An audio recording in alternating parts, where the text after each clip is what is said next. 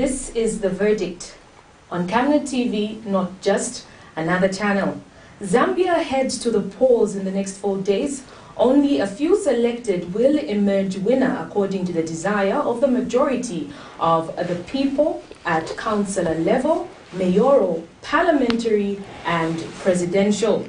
Today on The Verdict, we have in the studio Lusaka mayoral aspiring candidates from 3 political parties: the Patriotic Fronts, CHILANDO, CHILUFYA TAYALI from the Economic Equity Party, and last but not the least, Mr. Victor NYASULU from the United Party for National Development. Lusaka, which is considered to be the heartbeat of Zambia, is the country's capital city. Lusaka is also Zambia's most populated and mostly densely populated province, with a population of over 2 million people. It is from this very population that most of its challenges are derived from. Due to time, even though we are just beginning the program, I will ask my participants to just introduce themselves under a minute. I'll start with Mr. Tayali. Thank you very much. Indeed, I am CHILUFYA Tayali, the president of Economic and Equity Party, who is vying for the position of mayor, because I want to start from there, get experience, and if I do well, hopefully the people of Zambia will be able to say, you can lead us. My background is very simple. I usually just consider myself as a family man, because for me, family is the center of our existence. And I am in politics basically to see how I can help those especially that are underprivileged. That's basically about CHILUFYA Tayali in a nutshell. We can go to the PF. My name's CHILANDO, CHITANGALA. I'm a former councillor for Roma Ward 17, which is now Roma Ward 20, under Mandeva constituency, and also the former deputy mayor of the city of Lusaka. That was like 2016 to 2019, July. And then now I'm standing as a mayoral candidate for the Patriotic Front right here in the Lusaka district. The UPND. Yes, my name is Victor NYASULU. I am standing on the UPND ticket to be Lusaka mayor. I would like to be the city father of this great city, because I know this city has worked before. I am married with 4 children and a host of nieces and nephews, and I'm also a grandfather. Okay, thank you so much for making time to be with us on this edition of The Verdict. For some of you that may not be aware, maybe let me just mention 2 functions of a mayor. One of them being that they ensure the preparation and implementation of the strategic plan, and community and at district and community level ensures the development and design of economic development programs, just to mention a few.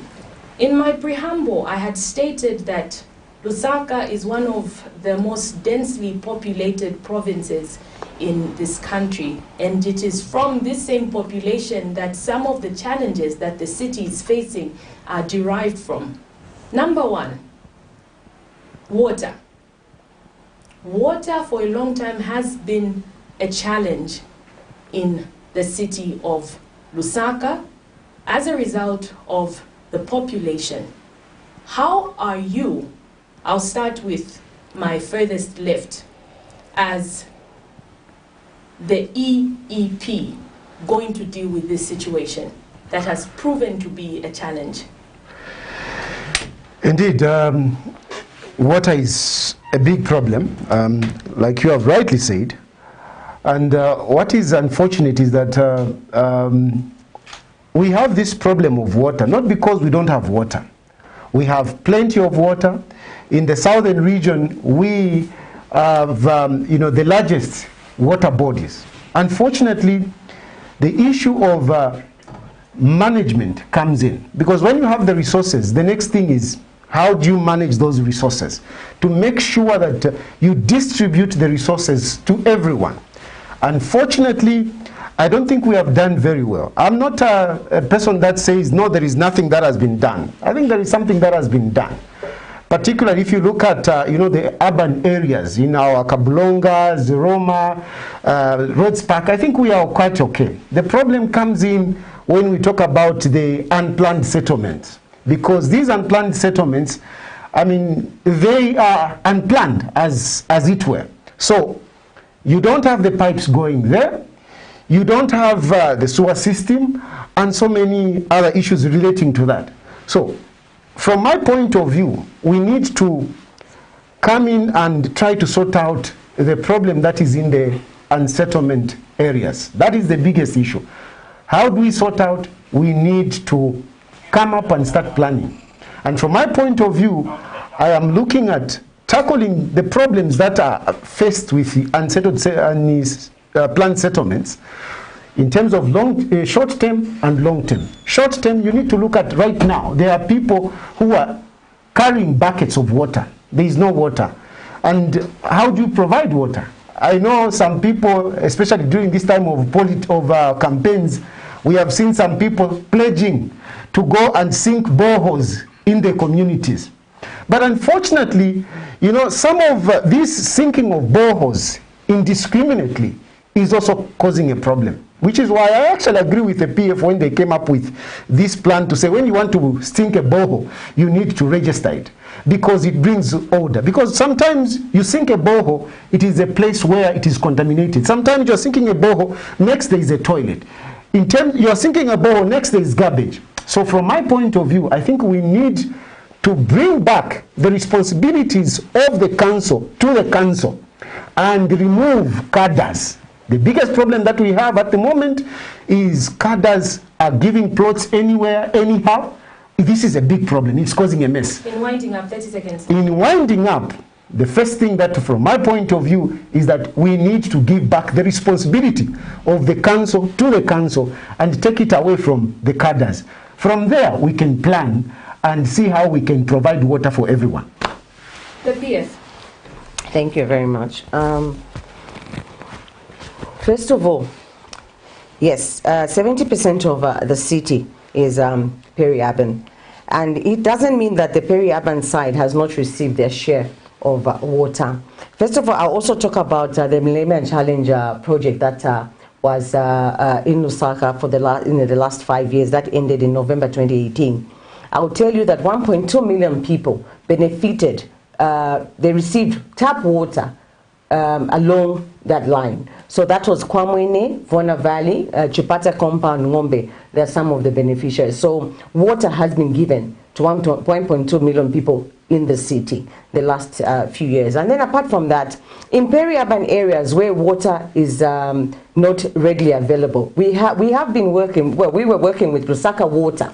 And Lusaka Water, they have a subsection of water trusts. So water trusts are all over, dotted all over the city. So we have water trust working in Chipata compound, water trust working in Ngombe compound, in Chaisa, and all other areas, Bauleni. And the water trust team provide water in these peri-urban areas. People go to water trust and they pay for that water, and some of that is attached to garbage collection.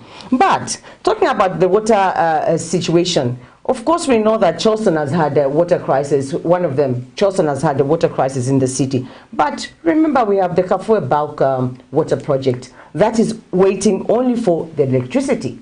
As soon as that project is done, water to all townships will be provided. So that's the only thing that the city is waiting for the Kafue Bulk Water Project to be done. And apart from that, well, it's a donor-funded project, but the government have also put in their stake. So I'm sure that that has been done already, and I'm sure that by the end of the year, something will come up. But we are all waiting for that big project that will supply water to most of the townships here in the city. You actually had more time. Should I cancel it? You have like about 40 seconds to go. Oh, okay. No, that's all right. That's all right. The UPND, the issue of water. Yes. Well, first of all, we must understand that what Basically, Lusaka is supplied from surface water, which is Kapura River. There's a pipeline, and underground water, which is boreholes dotted all over the place. And for us, we do need or are planning to push investment into that. So there are two aspects when it comes to water. The one aspect is that the water that is now generated doesn't all of it actually reach the intended people, and that could be explaining why it's not just the urban poor who are water poor. Their houses on Independence Avenue, where water is a problem. There's a rationing. They don't enjoy 8 hours running water. So when it comes to the other aspect of water not reaching, there's what we call non-revenue water. And I worked for Lusaka Water as Director of Finance.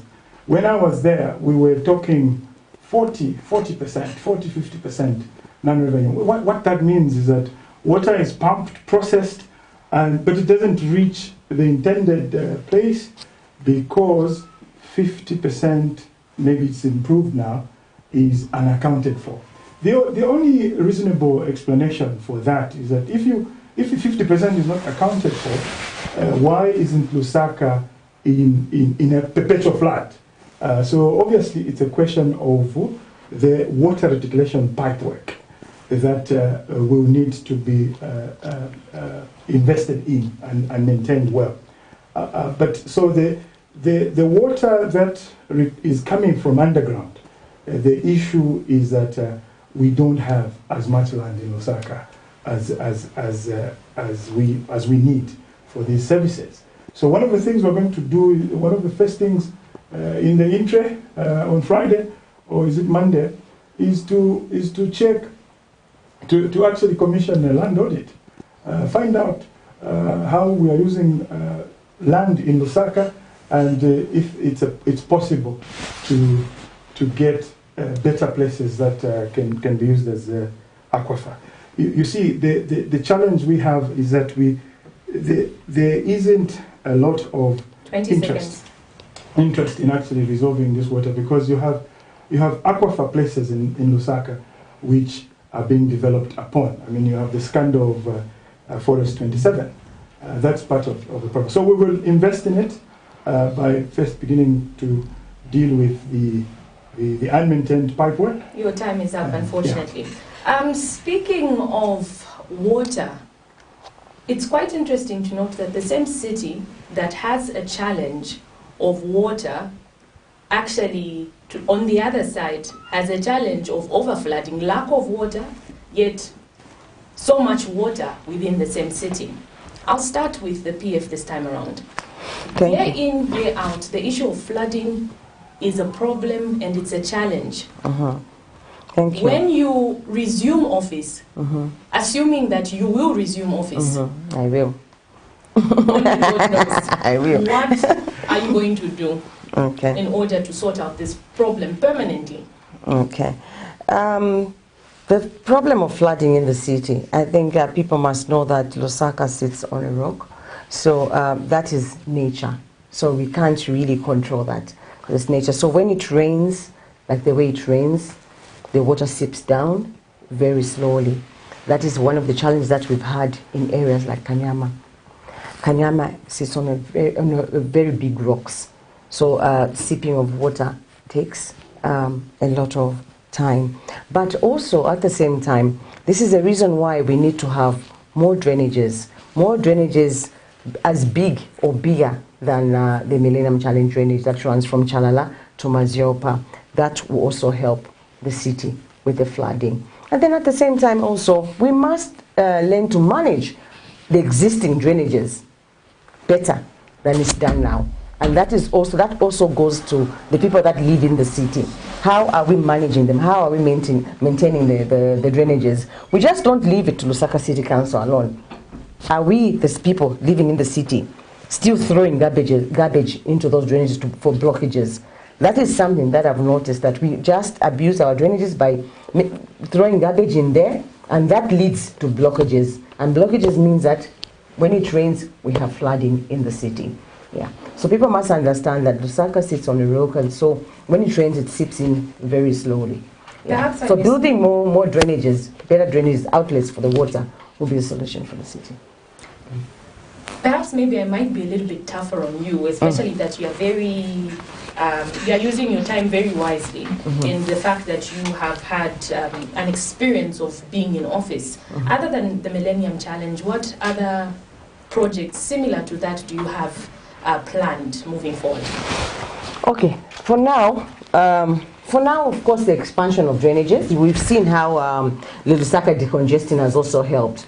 The building of the new roads and the expansion of the new roads means that we've had new drainages built and expansion of the existing drainages. Yeah, so this has helped a lot. So you will see that this rainy season, we won't have as bad floods as before. But then at the same time, the city is growing, like you're saying. The city is growing, and when the city is growing, it means that people are building everywhere. So that's when city planning falls into place. We need to plan the city accordingly so that we can have spaces where our drainages can run. So that's very important as well. You still had 25. Yeah, so as a council, that's what we've been doing actually. Yeah, so that's when now people talk about this land, the abuse of land and so on, but we've been demolishing where we need a drainage to pass through. Yeah, so that's one of the problems that we've been facing as a city. Yeah. AUPND. From my sister's own confession, just because Lusaka sits on the rock, it's like there's nothing we can do. There is something we can do, and for us, we are saying that Kanyama, for example, because of the geography in Kanyama, you can do a re-engineering of what can be done. For example, you can use Google Map to actually remap the area and see what spaces can be used to try and make sure that, one, you harvest the water so that that water poverty in the midst of flood can be mitigated. Two, you know which spaces can be used for draining the water. So we think that it is possible to deal with this. That's why we are saying we want Tisha change for Lusaka, because in Tisha we are saying town and country planning, education. Education is a big thing. My sister is right about the behavior that Lusaka people have, where we throw things anyhow. But we throw things anyhow sometimes because the council has not helped us to give us where to throw the next garbage. So for us, there will be education, resensitizing. You can't live in a city without knowing that there are rules in the city. And there's a lot of laws around cleaning and so on and so forth. And Lusaka used to work, by the way. I lived in Machero at one point, and we used to have bins, dust bins, provided by the council. And the garbage was being picked up, not by canters as we have now, but proper refuge trucks. Trucks which, if we, instead of buying wheelbarrows of fire trucks, would have bought 5 of them, proper trucks. So we do have a plan, and we can re-engineer some of these places. You still have 15 seconds. Yes, because in Dubai, people are reclaiming a whole sea to make Dubai what it is. How can we fail to deal with the limestone on which Lusaka sits? So we will make use of the experts. We will not have to demolish any house, because we are saying by the time somebody is reaching roof level, where is the council? And that is why we're going to introduce metro policing. I mean, the last time anybody froze before a police, what we used to call Wakanyam, I don't remember. We don't even feel them at all. So we need to do that, so that in the morning, I will be getting briefs, the same way the president gets. I will get briefs on what has happened the last 24 hours. So that if there's a dog on the road, it's picked up. If somebody is beginning to dig, your time is up. We must deal with it. Your time is up. Can I also say something just before Mr. Tairi? Unfortunately, I'm not going to allow you to say anything, because we are eating into the time, and the EEP also needs to echo their opinion concerning this. Perhaps after he speaks, then I'll give you an opportunity to express yourself. Well, I think it is at this point in time that I talk about, a strategy. I'm a strategist and a pragmatic person, and I don't like excuses. From my strategy as I'm going into the mayor office, I'm going in with what I'm calling a data formula. Basically, that is accountability, discipline, efficiency, development, and equity. Now, the second later in my data formula is discipline. Because discipline is very, very important. There is no way you're going to achieve anything in life if you are not disciplined. What we have in this country at the moment is disorder. There is too much indiscipline. And this is filtering in many things, including this issue of flooding that you're talking about. Look, where do we find flooding? Mostly the flooding where we're talking about flooding, where people are sleeping in water, where we see on social media people showing us the house is full of water like a swimming pool. It's in these unplanned settlements. And these unplanned settlements are not supposed to be there. The council, if the council is left to do its job, they will be able to say, Kanyama here, people should not be there. When you go in, even in garden, down that side, you see, these people are not supposed to be there. We clearly see that this is a depression, but you find houses being built, and the council is there. Where was the council when these houses were being erected? A number of them, yes, we can talk about demolition. Why do you go and demolish houses? Where were you when they were being erected? So the biggest problem that we have is that of management and indiscipline. And I'm sorry to say, Kadarism is killing this country. We will be getting to that. It's killing this country. And so from my point of view, you can talk about all these projects, millennium development and so on and so forth. Those drainage you're talking about, where are you going to put them? Because houses are, they are scattered like mumpanga. Here you move, are you going to move to be meandering the drainages? We have a problem. And this problem, we need to face it. And I hope we are here, all of us. I hope if Chilando gets it or my brother gets it, because the Makadas, they are messing us up. This is the problem that we have. Okay, you still had 24 seconds. Of course, I think I've made my point. I'm sure that Chilando now will find me. Okay. Quite interesting. Still on issues to do with water. For a long time now, when fire breaks out in the city of Lusaka, the fire brigaders seem to be going back and forth to the fire station as a result of no fire hydrants dotted around the city.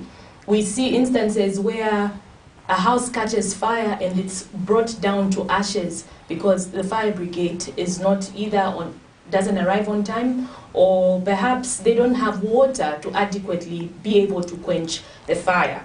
As the UPND, assuming you come into office, how are you going to rectify this problem? Yes, we'll be guided again by Tisha. So the S in Tisha is we want a safer city.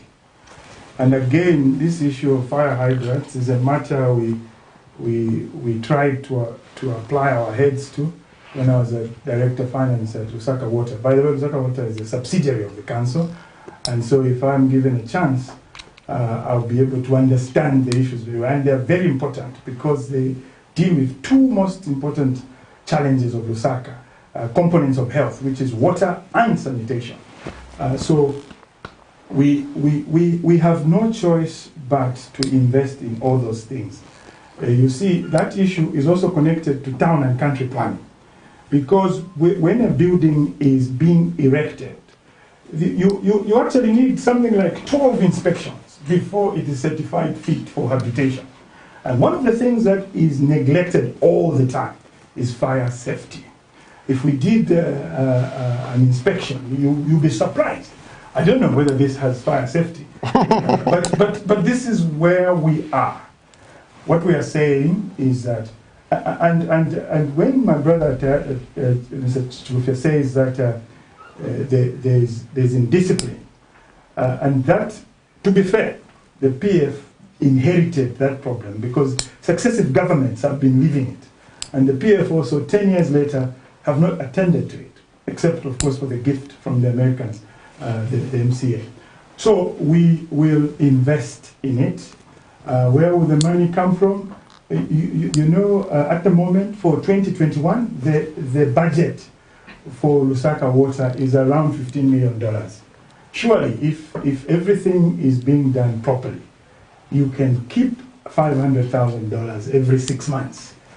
Because I know, for example, that Mandai in 2015, just from rates alone, paid 1 million kwacha. And obviously, if you do the rating, maybe the valuation has changed now.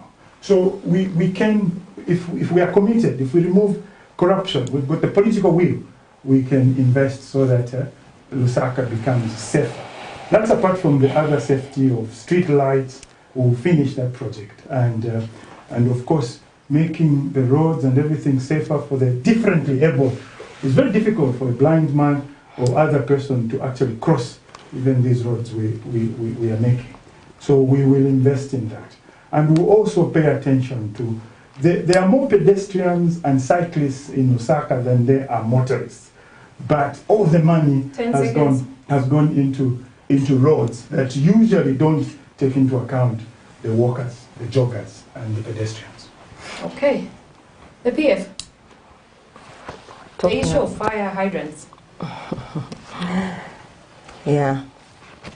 We have them actually. We have them. The only thing they're dotted around, especially where the existing the existing buildings are still there. I know that the only problem that we've had, the challenge we've had, is water. Because sometimes when you go and open the same fire hydrants, you find that there's no water.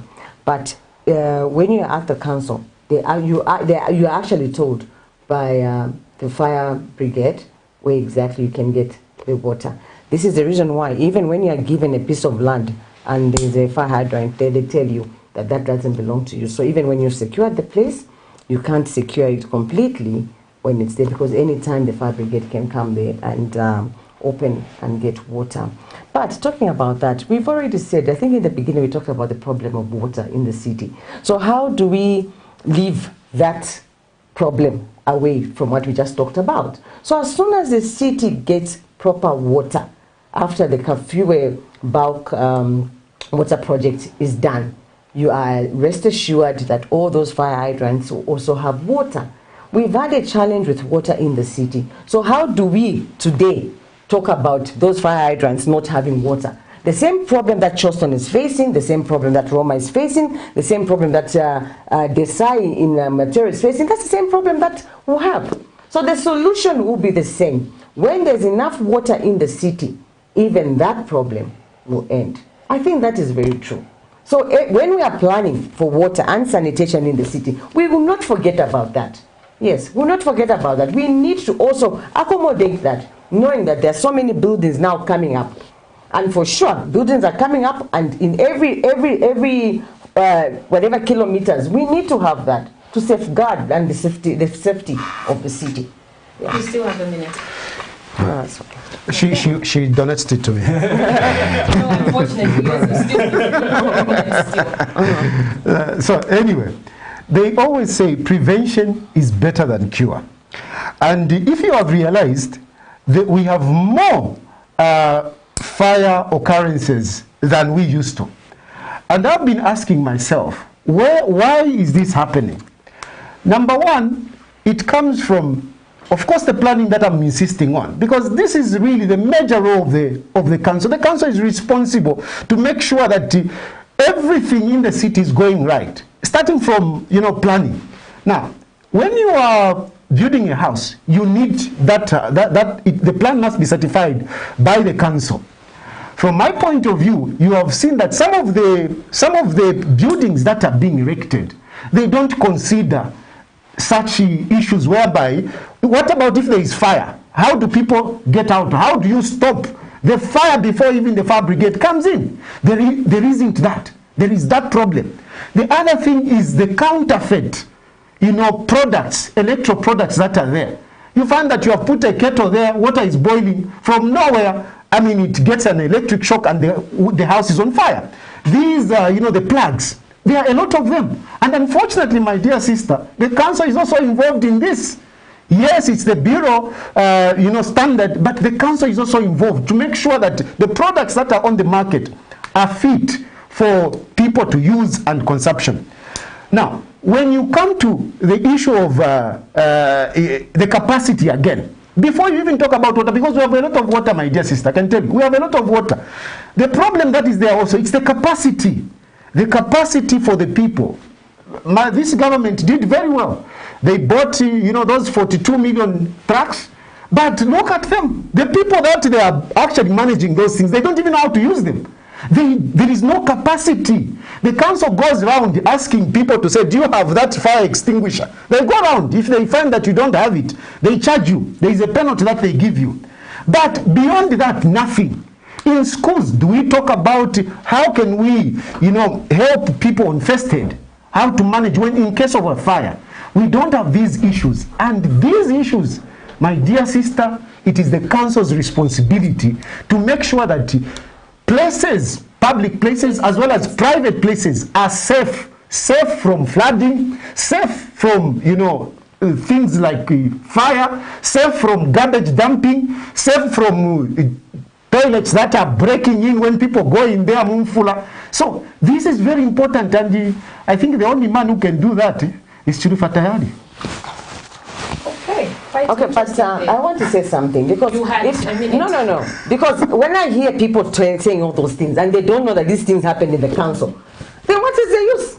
Because if they're saying those things and they've been in the council, I must correct them. I must be able, while we are on this audience, I must be able to tell them this is what is in the council, because they don't know what is in the council. They are talking. We are seeing the problem, but we can see the problem. I think it's not. Yeah, but I think it's just not right, because there is a public health committee and department at the council. And before you're giving a permit after building, they'll come and check all those things. And fire is one of them. Even in shops around the city, you will not get, now you get a license and you have to get a fire license. Every January, February, the first 3 months of the year, council people go around shops and they'll close you down. I was at the shopping mall for more than 13 years and they used to do that. Yeah, so ask the business people in town. They come and check for all those things, the fire and so on. So I think all these things, let's talk about things, reality, because things are really happening. So what we have to say is an extension of these things, and not that they don't happen. These things do happen. Maybe there is corruption. Mr. Tayali? That is what you think and what you're saying. We need some order in here. Yes. Discipline. Not necessarily discipline, but just order. There needs to be order. I gave her a minute extra because she only spoke for 2 minutes, so she was entitled, because everybody is only allowed to speak for 3 minutes each. I'm keeping the time here. Remember, you also had my 30 seconds? But you couldn't pop in while she was still talking. I'm popping in. No, she was still talking, and I'm popping in, and I'm popping in to say. When we continue with the losing time. In moving forward, I know all of you are itching and touching the issue of cadres here and there, and you all because it's a big problem.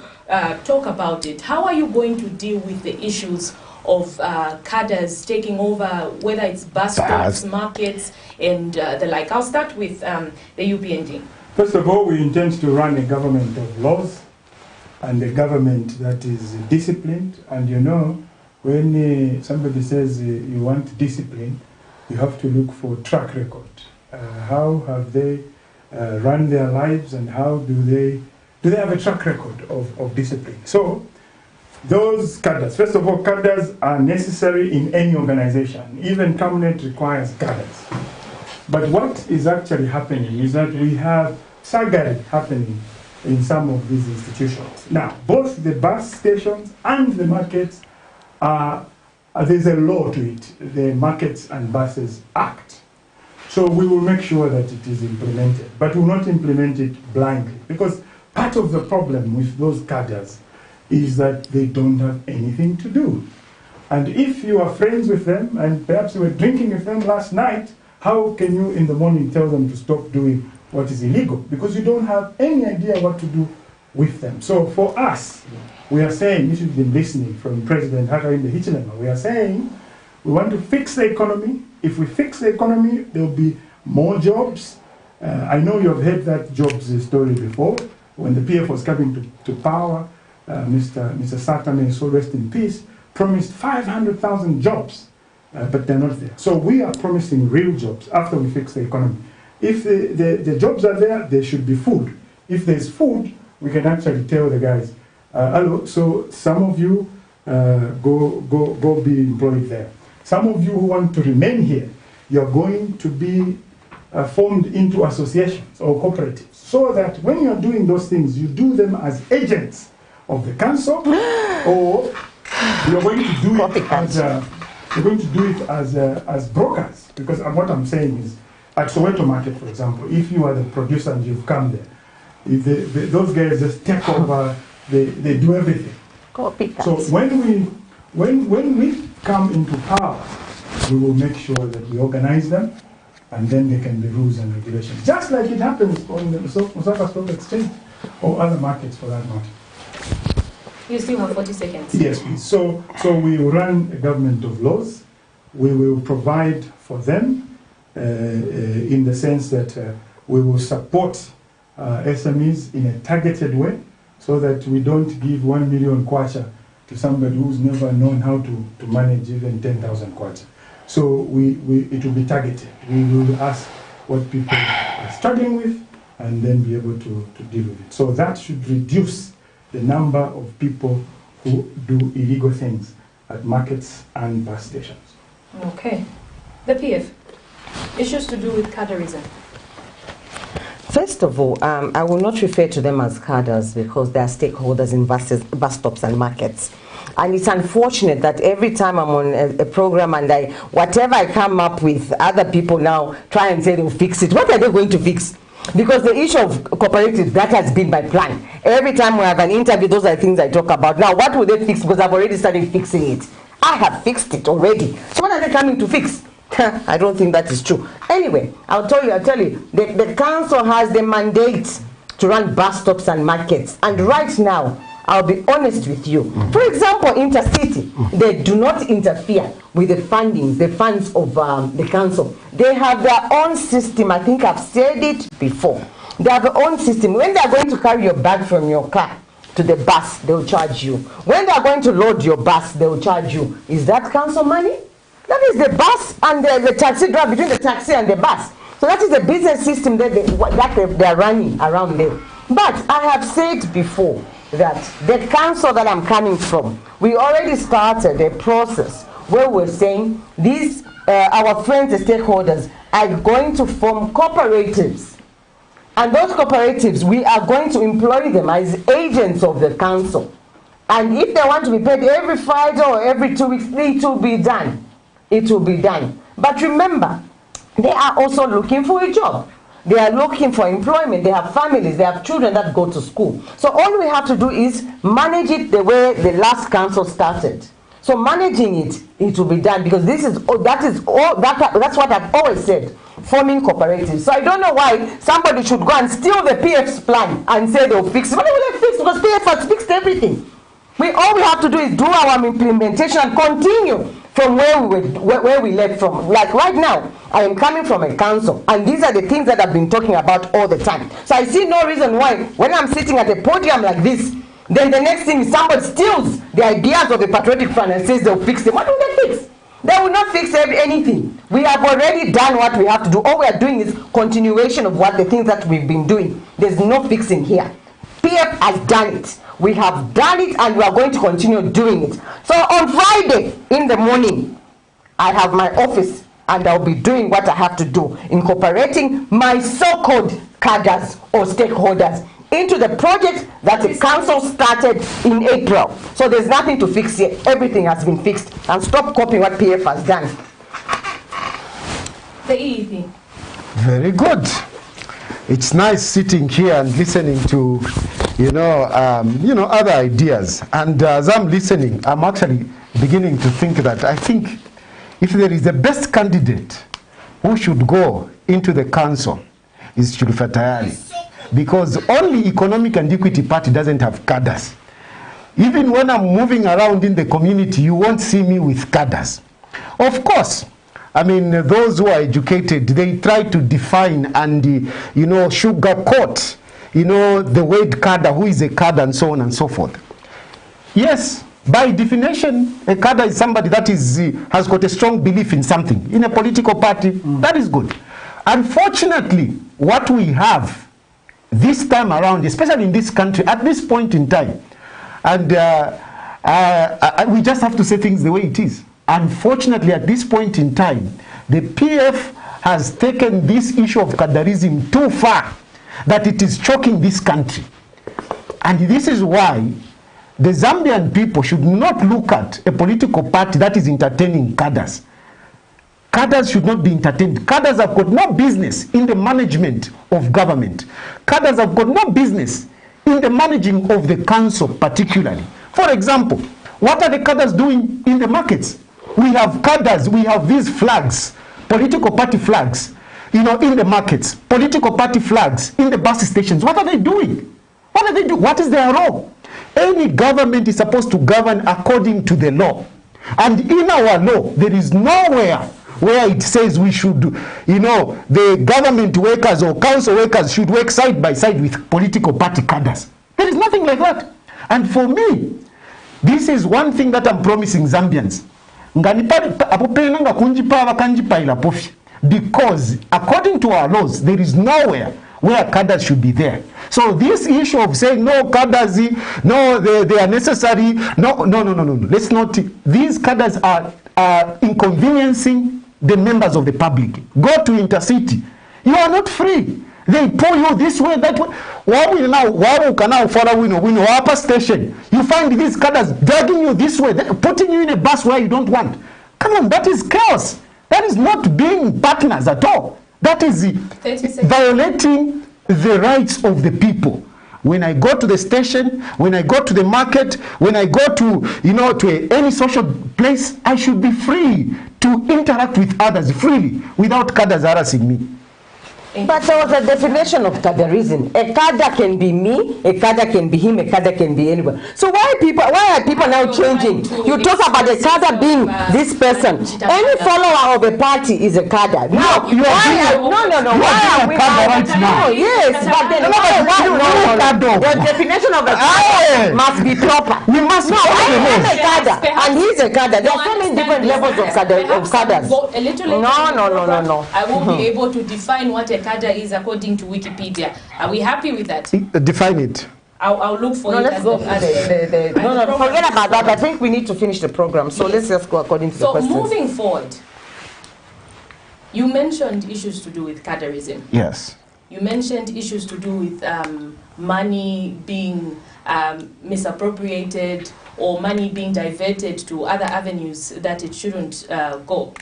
For a long time, councils have lagged behind in the sense that their employees are not paid on time. That has been the cry of council workers. There are even memes on social media concerning council workers. As a policy maker, as a mayor in the council, what strategies are you going to offer in order to maybe create other forms of income, or maybe you feel that the sources of income within the council that are already existing are enough and sufficient to sustain salaries and things like that? You are looking at me very intensely, and I know. I can answer. There's no problem. Let me just start the timer. You can start. All right. First of all, yes, there's been issues of the councils not paying the workers on time, but I'll tell you something. And what I'm going to say, I don't want anybody to jump on it. Number one, the council does not, no, because I've seen so many copycats here. I don't want.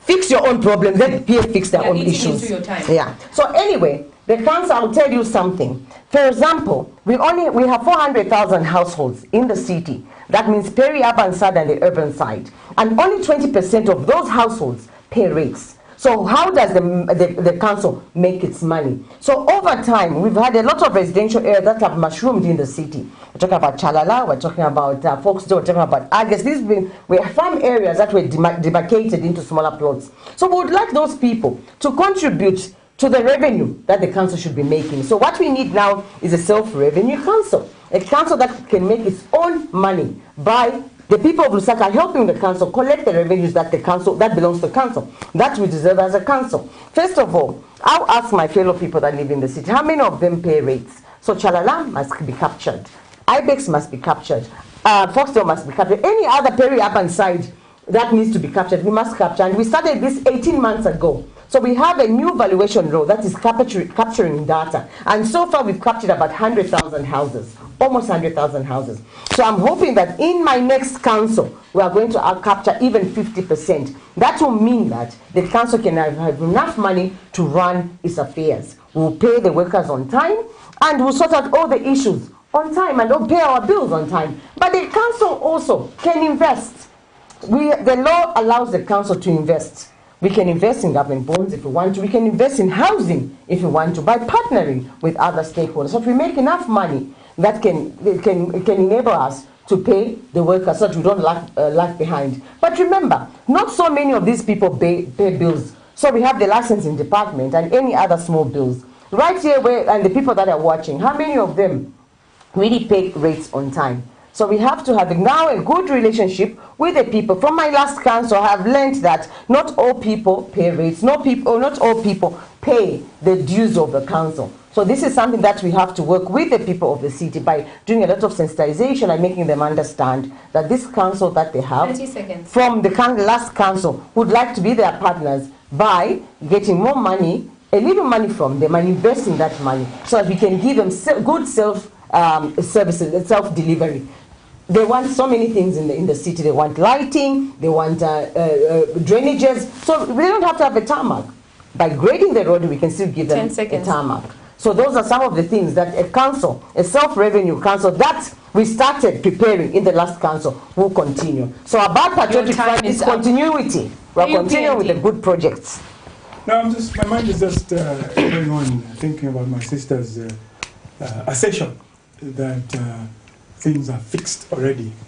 I wonder what the other Lusaka residents are saying.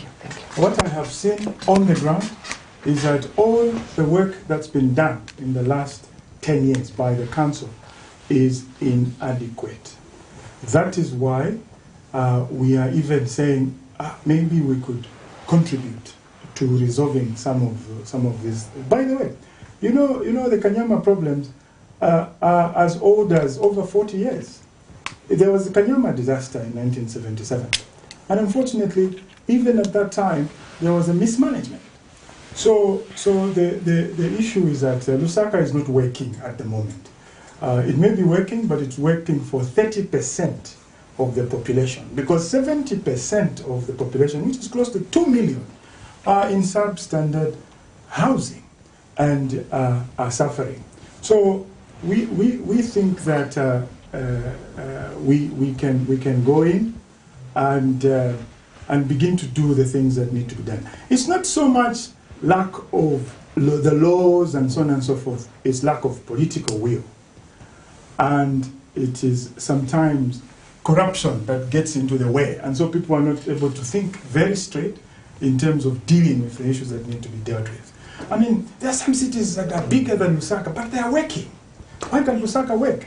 I was reading about Kigali, and Kigali is being touted as the Switzerland of Africa. And Lusaka used to work. I think it can work again. At the moment, it is not yet fixed. That's why I would like to come and fix it. We still have a minute. Yes. So the issue about revenue is that, as she has correctly said, the revenue streams, perhaps 7 or so, but basically property rates, rentals. There's a department in the Lusaka City Council called Real Estate Department. And I asked the question, since the Chiluba days when the mainstream of council revenue was removed by selling to sitting tenants, why don't we have the council? Why don't we have the council doing houses? And the guys say, we have the same question. So we will do housing projects. That will help us also help the urban poor who have suffered in a pro-poor government. So we will actually walk the talk by actually helping them. The EEP. Yes, you know, we need to be, we should be treating the problem from the roots and not from the leaves and being cosmetic about it. What we are talking about here is council workers are not being paid. As we are talking, I was actually here because I was at the Civic Center when we were receiving ballots. I think they're about 3 months. Some of them have not been paid 3 months back. Now, is it because the council doesn't have money? That is totally not true. Because Lusaka City Council is supposed to be the richest. Lusaka City Council, where we are coming from, back in the days, Lusaka City Council at one point, I was reading because I'm doing a lot of research. At one point, they had 3 billion in reserve. 3 billion. They were supplying, they were doing a lot of things. Today, the council is owing a lot of money with the different institutions, coupled with workers not being paid. The issue is about management. You can talk about, you can have so much money, whatever money you can think of. But if you don't know how to manage, if you are not disciplined, definitely you have problems like what we have at the council. What is the problem now at the council is leadership. There is no leadership that is disciplined. There is no leadership that is spending on the important issues. This is the problem. We cannot, I mean, people are going through problems right now. And I think the last thing that people want to hear is now a council that is coming to come and tax them and tax them and tax them. The money, the revenue that is being collected, the money that is coming from the markets, the money that is coming from the bus stations, the money that is coming from, you know, these levies, they can manage. I tell you, I'm pledging the Zambian people that when I become mayor, this issue of workers not getting paid will be a thing of the past, because it is not, it is actually, sorry to say, it must be a shame that for Lusaka City Council, capital city of Lusaka, they are saying they don't have money to pay workers. It is really, it is absurd. It is absurd. Lusaka City Council is not even supposed to be collecting equalization fund, because all the council, they get some money from the central government. But from my point of view, Lusaka City Council should be able to have enough money and even contribute to other districts, you know, which are, you know, rural districts.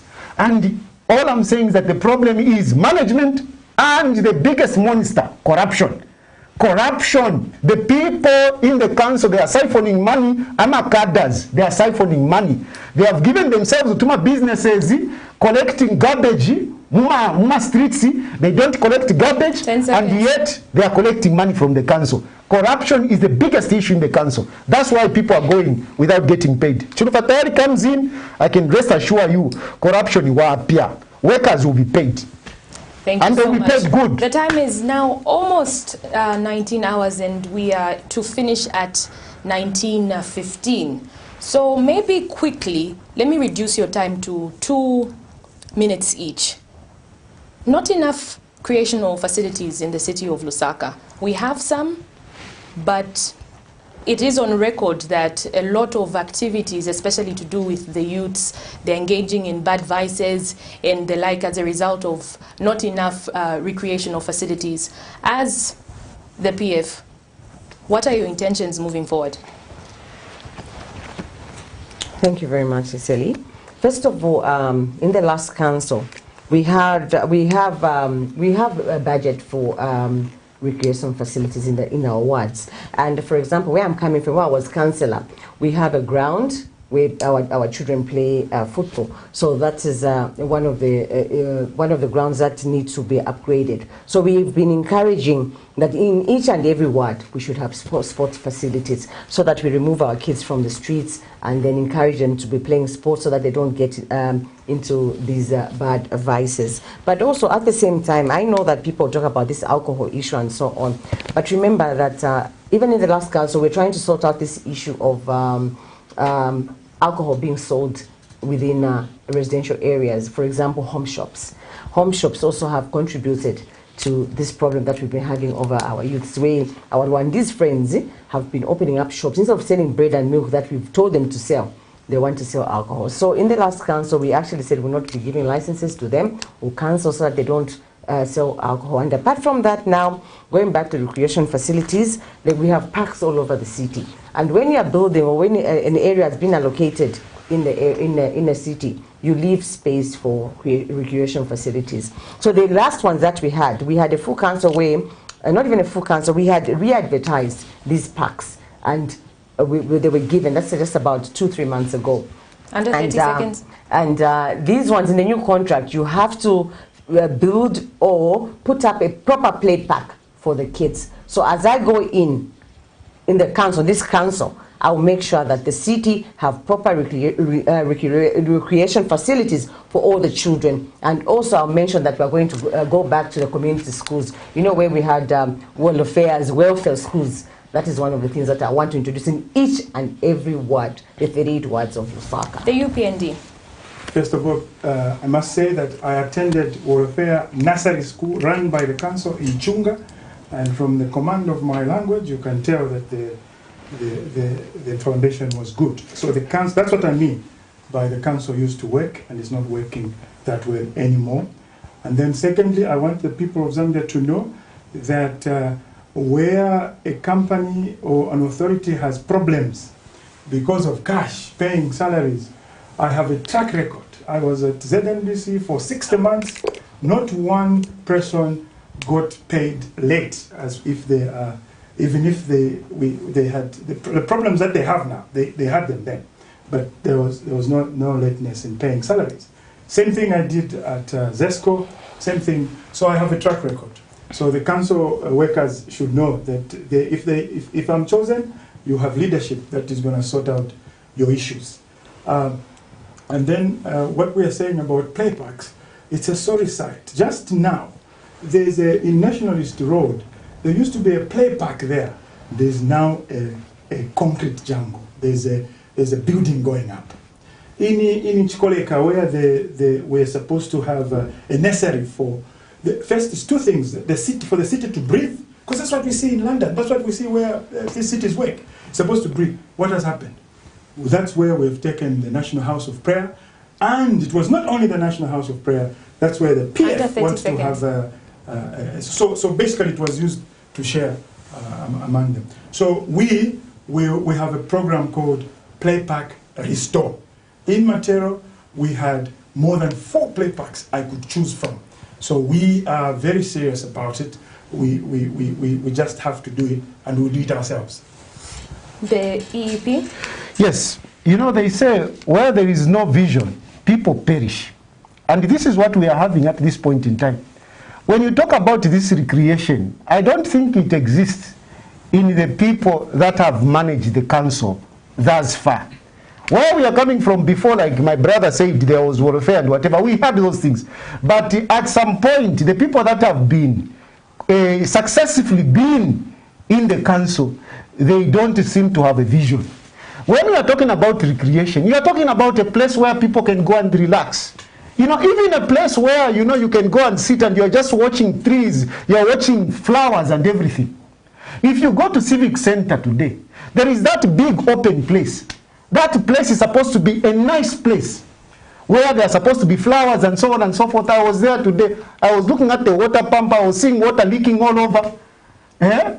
Now, even when people have a wedding, you have a wedding today, you have a problem where to go and take pictures. Because the council is not providing such facilities. Our children, they don't know anywhere. That's why you find a lot of them crowding Papa escalator in the malls. The council needs to be creating these things. Unfortunately, the councils that has been there, they have, instead of building, they have been selling. We know that the council have sold a lot of properties.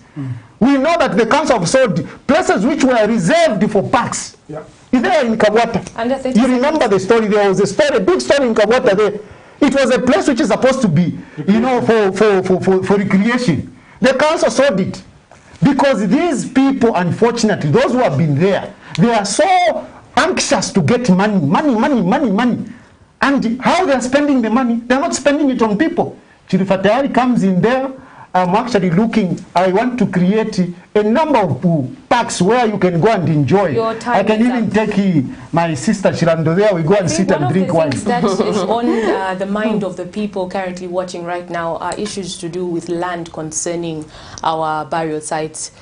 You are, of course, aware that it's on record that we don't have, we're running out of burial land as the UPND.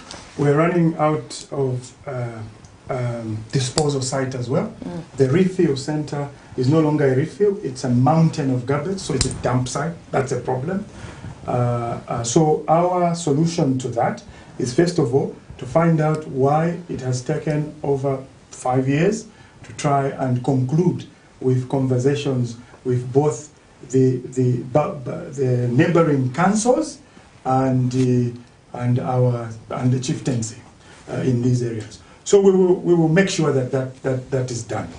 And then secondly, so one of the first things we're going to do is to re-examine the land use in Lusaka. We have a lot of land economists, both at the council and everywhere else, to check who is owning what land and what are they using it for, so that we can see whether we have got space. And if we don't have space, we'll make sure that these conversations to get an extension or to get into Chongwe, Chibombo, or something, is quickly concluded, because we are fast reaching a crisis stage. You still have 56 seconds. Yes, so basically that's what we are going to do, because I did hear one of the directors at the council saying the conversations have reached an advanced stage, which is good, but I've been hearing that story for the last 2-3 years. So we'll finish that. But I also said that we also will be looking for space for other landfills which will work, because the way we are currently running it, the way we're currently running Lusaka is unsustainable. Because, for example, when you talk sewerage, it was built for no more than 500,000 people. We are close to 3 million. Not meaningful investment has gone in there. That's why you have boreholes next to septic tanks, like in St. Bonaventure, an accident waiting to happen. Your time is up. The EEP. Yes, of course, this is a big problem that, from my point of view, is a problem that we need to sit and engage a lot of stakeholders. Basically, what we are saying is that we don't have land where we can bury our loved ones. That is basically the issue. So we need, it is inevitable at this point in time to find land. The problem that I have is that I don't know if I'm going to find land in that council, because cadres have sold all the land in Lusaka. It is a big problem, you know. So we have to find land where we can bury our dead. Of course, you can think to say, no, we can buy land, you know, in the next districts. You have the issue of transport, people to transport to go to these burial sites. So it is really a complex problem. But whilst we are busy looking for land, can we also help people to live a good life? People are dying. Yes, there is COVID, it's true, but they are dying. A lot of them are dying out of stress. Out of stress because we are not helping them. Collecting garbage, they just walk in garbage. There is garbage all over, which is not being cleared. So people are getting diseases and they're dying. This flooding that we are talking about, it brings diseases. Because, you know, you have then you have flooding. So people die fast. Can we sort out, can we provide the services that the council is supposed to provide so that people can live healthy? And we can reduce on people dying. I know COVID has taken a toll of us, but we also have big problems where people are so stressed. When they're stressed, I mean, people die quickly. So I think for me, when I get in there, I will be calling upon all the stakeholders, including those who have been there. I'm sure this is one of the things that they have been discussing, so that we can find land. But most importantly, let's sustain life. Life expectancy should be high. The PF. It's good that the other candidates are referring and saying, we've done it. And I must agree that we have done it, because we are in the process of acquiring land from our neighboring municipalities. Chongwe and Chugombo. Yes, the only issue that we had was we're waiting for chieftainess to give us clearance. Well, when we're going to talk about transportation of our bodies to A to B, what are we supposed to do? When Lusaka is one of the fastest growing cities in Africa, people are coming to the city. Urbanization has taken place in the city. So of course we'll have a challenge with land. And most of this, the land in Lusaka, it's on title. And when they do their so-called land audit, they'll find that most of this land is on title. But are we supposed to grab land from a person illegally? We will not do that. The PF will not do that. We follow the law. And we would like to protect the people that live in the city. So if there's anybody who has a big piece of land that they want to give us, the council, I will pay. We pay for it. They are most welcome. Look at Memorial Park. Memorial Park is a privately owned grave site. But we take our loved ones there when you can afford. Yes, Chunga is now full, Leopard Zoo is now full. This is the reason why both the candidates know that Lusaka City Council have been trying to get land from the nearby municipalities. Because why? We are doing it. We are working and there's continuity. So when I come this week on Friday, that I will continue to make sure that we get that land. We get that land and make the grave sites that our beloved ones need, that I need as well. And apart from that, you saw my former boss, Mao Sampa, started also looking after the graveyard there by building a wall fence and trying to clean the grave. And that is what I'm going to continue. Being the Chilando that you know, I'll beautify the city. You will see a good and beautiful city that the way you know that Chilando works. I'm a hard worker and I want a clean city. Number one. Number two, land. Your time is up. We are bringing a recycling plant. I'm not able to give you more time because you have exhausted your time already. Issues to do with intercity bus terminus. Issues to do with Kulima Tower, especially Kulima Tower for the people that use these routes like Chelston Greatest Road, Chawama.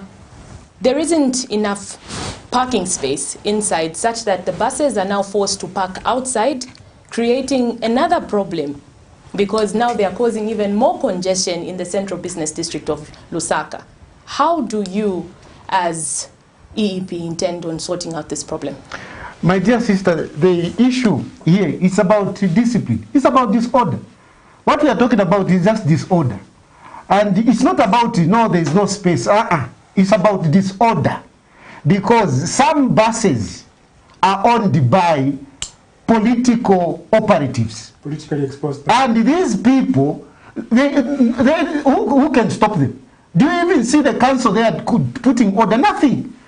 Buses, especially those who are connected, they can do whatever they want. They can even stop in the middle of Cairo Road. You see buses, they can stop and they can start packing people. And the police cannot do anything. This is not a country that our forefathers fought for. That is disorder. And from my point of view, it goes back to this issue. It's not that I hate cadres. No, I hate disorder and indiscipline. It goes back there. Bus stations, the bus, I've been there, to investigate and find out what goes on there. There are big shots there. You can't go, you can't buy this, you can't buy a bus today and say go and load in intercity. You can't. They will chase away your driver, they will beat your driver. It's about order and the discipline. Because, for example, parking on the road, that is contravening. The police are supposed to arrest you.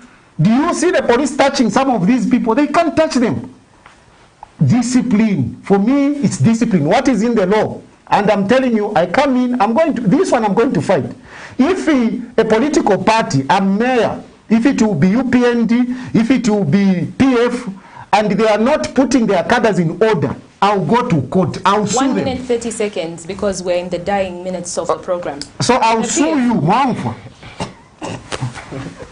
So we know that there's been a challenge at Kulima Tower, and what we are trying to do is there's an extension, a piece of land that will be extended. There's a piece of land in there that we're trying to extend and make a parking. But the most important thing is to have a bus stop, an extension of that bus stop a little bit out of town, so that we can decongest that area. It is a headache. We understand that and we know that. So we are in the last council. We already discussed about trying to move one of the bus stops there to a nearby area so that we can decongest town and make town easier for both you and I. So some of these things, I think it's best not to build castles in the air and be realistic about things. PF doesn't build castles in the air. We're very realistic. So it's about moving the bus stop to a nearby piece of land. And there is a nearby piece of land that the council will take the bus stop there, so that we can have less buses there and move the other buses to a nearby bus stop to decongest that area of Kulimatawa.